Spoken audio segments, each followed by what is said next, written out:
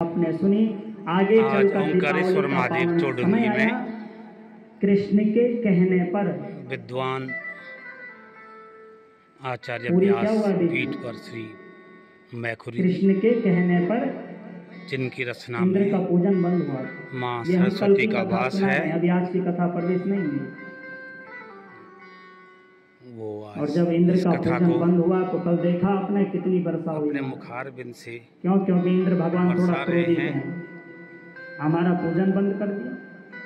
यहाँ पर तो कन्हैया के कहने पर सभी सभी श्रद्धालु गिरिराज जन में बैठे गए। हुए हैं। आज भी आप जाएंगे तो मातृ 7 शक्तियाँ, कोस का गिरिराज पर्वत है, बाहर से परिक्रमा आने कई वाले लोग भक्तजन भी करते बैठे हैं। हैं। कोई पैदल मार्ग से करते हैं, कोई ऑटो और से करते हैं, जैसी जिसकी सुविधा है। आज भी महिमा है। आचार्य मैखुरी 56 जी के प्रकार मुख का से भोग जो बना रस कर ले टपक गए रहा है और भगवान एक रूप में नंद कथा के के लाला रूप बने में रहे, एक रूप में सभी भगवान लोग उसको गोवर्धन श्रवण बन कर गए रहे हैं। और सभी 56 प्रकार के भोग को ग्रहण यहाँ किया। पर और जितने ग्वाल बात है सब बहुत ही 7 कोस की तल्लीन भाव परिक्रमा से, करने नम्र लगे भाव और से, अब वो समर्पण परिक्रमा भाव से पूरी हो इस गई। कथा बोल को श्रवण गोवर्धन कर भगवान की जय। जय।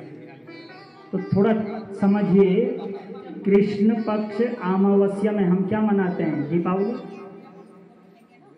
दीपावली कब आती है? कार्तिक मास कृष्ण पक्ष अमावस्या तिथि। तो अमावस्या तिथि के दिन इंद्र का पूजन होना था, तो इस दिन इंद्र का पूजन बंद हो गया कन्हैया के कहने से। अब आ गई कार्तिक मास की शुक्ल पक्ष की प्रतिपदा।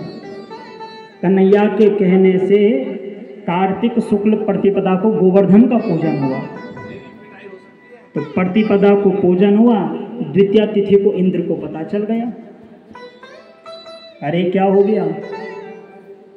और जैसे ही पता चला, इंद्र ने तृतीया तिथि को, सारे मेघों के स्वामी हैं इंद्र भगवान, आदेश दिया आ जाओ।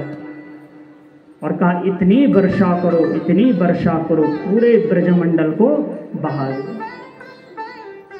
और जैसे ही मेघों ने ये आदेश सुना, सारे मेघ घूम घूम के चारों ओर सर ब्रिज के ऊपर आ गए।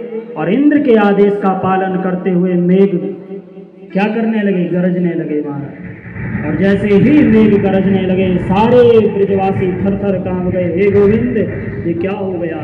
आकाश में देखा, पूरे काले बादल छा गए हैं। ऐसी गर्जना करने लगे कि महाराज पूरे ब्रजवासी घबरा गए। आज लगता है इंद्र भगवान क्रोधित हैं। गोविंद हमारी रक्षा करो, हमारी रक्षा करो। सारे ब्रजवासी कन्हैया के पास गए। अब क्या करें महाराज, कहीं इतनी वर्षा से पूरा बह न जाए। बछड़े खुल गए, ग्वाल बाल आ गए कन्हैया के चरणों में। गोविंद ने कहा क्यों चिंता करते हैं, हमने जिस गोवर्धन का पूजन किया, गिरिराज का पूजन किया, वो हमारी रक्षा करेगा। और कितना बड़ा है पर्वत? 7 कोस का। 7 कोस अर्थात 21 किलोमीटर। तो आप जहाँ पे खड़े हैं यहाँ से लगा लो 21 किलोमीटर कितना है महाराज? इतना बड़ा पर्वत है गोवर्धन का। तो चलो, कन्हैया ने कहा चलो। और सारे ग्वाल बाल ब्रजवासियों के साथ गैया मैया को लेकर सीधा कहाँ चले गए? गोवर्धन पर्वत में। कथा विस्तार से है, लेकिन इतना समझिए, जैसे ही गए आकाश से देखा कि वास्तव में बरसने वाले हैं, क्योंकि इंद्र भगवान इतने क्रोधित हैं। इंद्र ने मेघों को आदेश दिया कोई बचे ना, सब बहा दो। और गर्ग संहिता में वर्णन आता है, सांप्रतक नाम के मेघ को आदेश दिया है। और आप जानते हैं सांप्रतक नाम के मेघ का प्रलय में सिर्फ बंधन खोला जाता है। जब इस सृष्टि का प्रलय होगा तो ये मेघ नहीं बरसेंगे, सांप्रतक नाम का मेघ बरसेगा। और उस मेघ की एक बूंद हाथी की सूंड की तरह गिरेगी जब प्रलय होगा हमारे। तो इंद्र भगवान इतने क्रोधित थे कि उसी मेघ को आदेश दे दिया, जाओ एक एक बूंद इतनी बरसाओ, सांडी हाथी की सूंड की तरह की सबको बहा दो। भयंकर वर्षा के आसार होने लगे गए।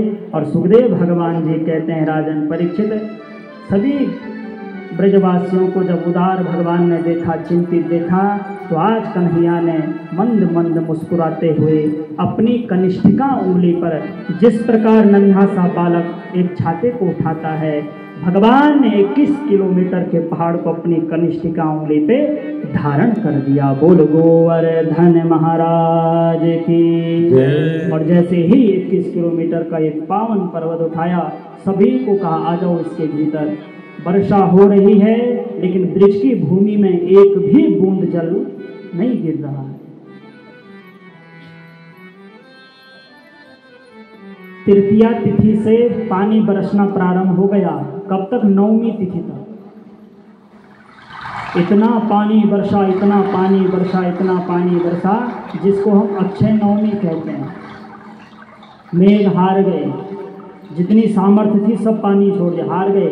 लौट कर इंद्र के पास गए, बोले प्रभु जितना हम में सामर्थ्य था, शक्ति था, सब दे दी। तो इंद्र ने विचार किया थोड़ा जाकर देखें ब्रज के क्या हाल है, ब्रज बह गया नहीं बहा। और जैसे ही इंद्र ब्रज की भूमि में आए, क्या देखा? धूल उड़ रही है, पानी का कोई नाम नहीं। और जैसे ही इंद्र ने देखा, ये मैं क्या देख रहा हूं, देखा ब्रज की भूमि में धूल उड़ रही है। इंद्र भगवान ने नेत्र बंद किए, सब समझ गए, हे गोविंद मुझसे बहुत बड़ा अपराध हुआ। और तब 10वीं तिथि में 10 श्लोकों से इंद्र ने प्रार्थना की, हे प्रभु आपकी माया का ब्रह्मादि पार नहीं पाते हैं।